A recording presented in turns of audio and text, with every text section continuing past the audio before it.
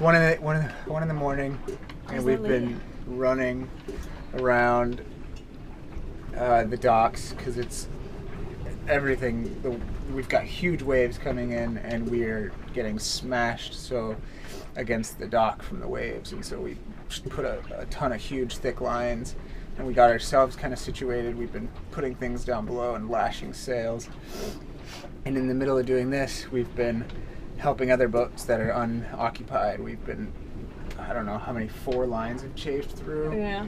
And we've put new lines back. We've turned people's power cords off that were dangling almost in the water. We've put fenders back in between the docks that have come off. There was a power boat that was stern to the waves, and it was getting waves over the back, and it was sinking. We're actually supposed to be leaving tomorrow morning to head over to Bahia de Los Angeles to get out of the track of hurricanes, and we got our own little tropical depression, and it reinforced that we do not want to be anywhere near here during a hurricane. Hopefully the footage came out, but the docks are just like... They look like they're gonna break. They look like we're really hoping that they do. We have so many lines out, we're gonna be fine unless the dock breaks. Then we're gonna be really screwed. All right, let's go check on some stuff.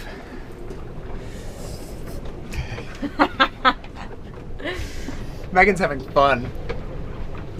So we didn't have too much damage from last night. Just a little fiberglass rubbing from the fenders, and I think that's the worst that happened. We fared pretty good, but look at everything that washed up from the storm. It's pretty disgusting.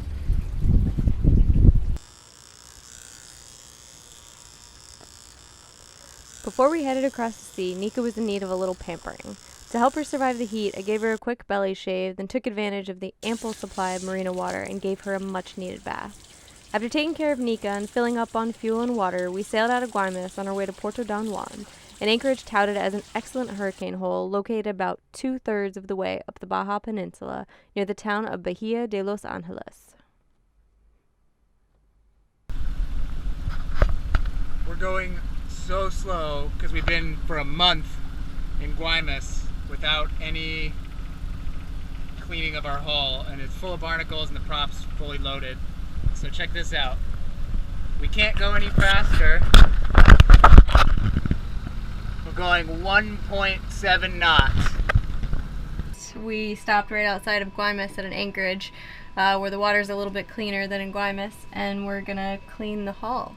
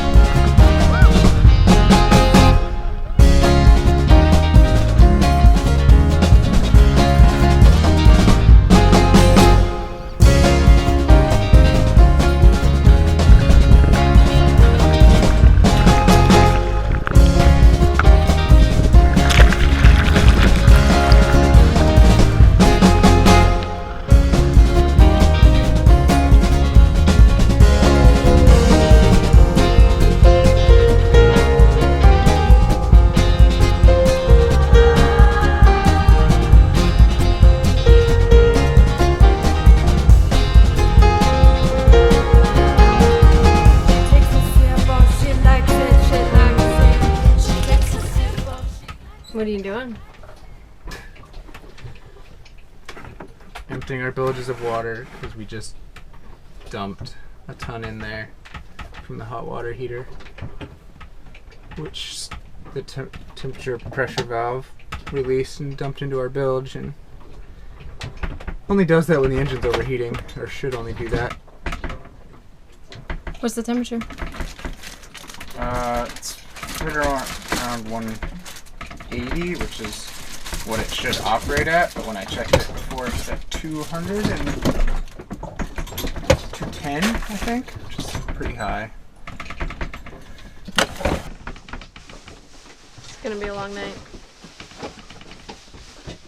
Unless the wind picks up.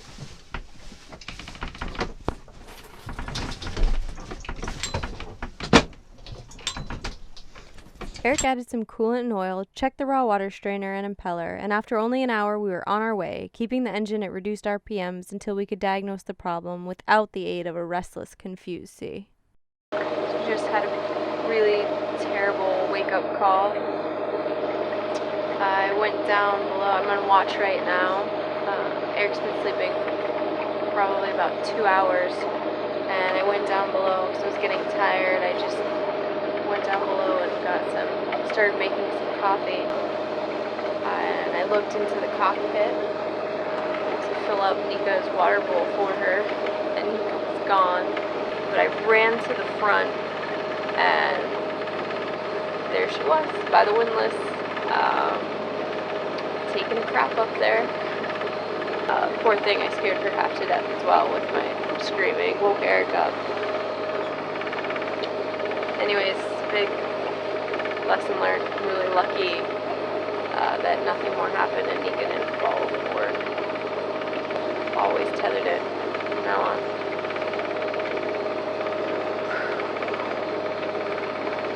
It's horrible.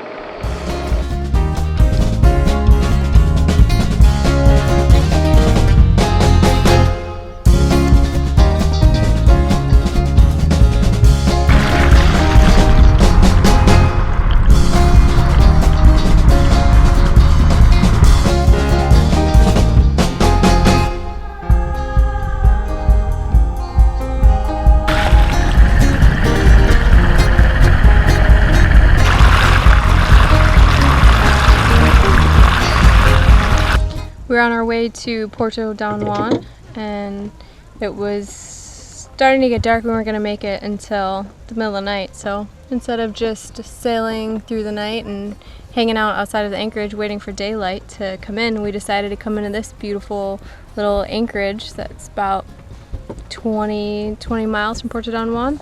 And we pulled in here, and right as we pulled in, we heard on the radio, Resolute, Resolute, and turns out our friends are here, so that's pretty exciting and a crazy coincidence. So we're excited to be here, and we're gonna go hang out with them now.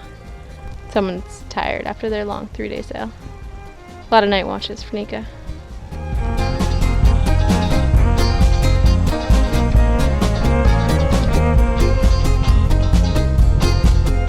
We came to check out these palapas on the beach, and there's probably about 10 or 12 of them.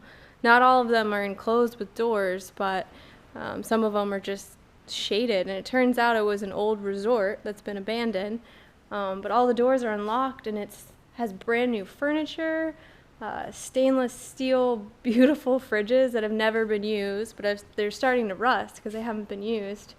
But it's really beautiful in here. It's like they just picked up and left, though, and left all the doors open. So there's no roads, as far as we know, there's no roads to this place, so it's only boat accessible. Looks like someone started building it, almost finished it, and then just walked away, leaving all of this brand new, gorgeous stuff behind. It's really interesting. It's a little eerie, actually, to be here without anybody else here. It's kind of strange. Where did they go?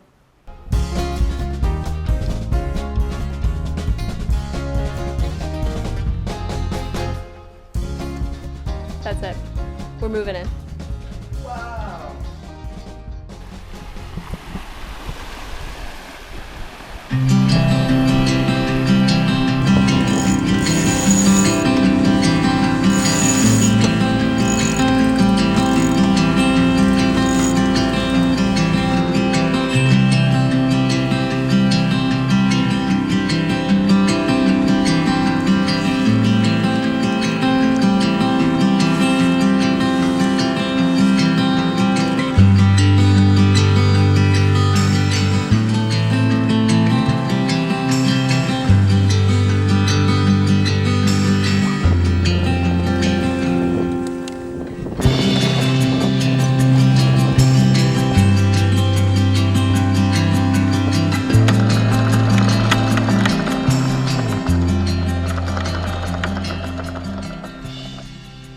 We dropped the hook and breathed a sigh of relief, knowing full well the Sea of Cortez can be a dangerous place during hurricane season. but relaxed in the knowledge that we were protected by the rugged hillsides of Puerto Don Juan, which offered nearly 360 degrees of wind and wave protection.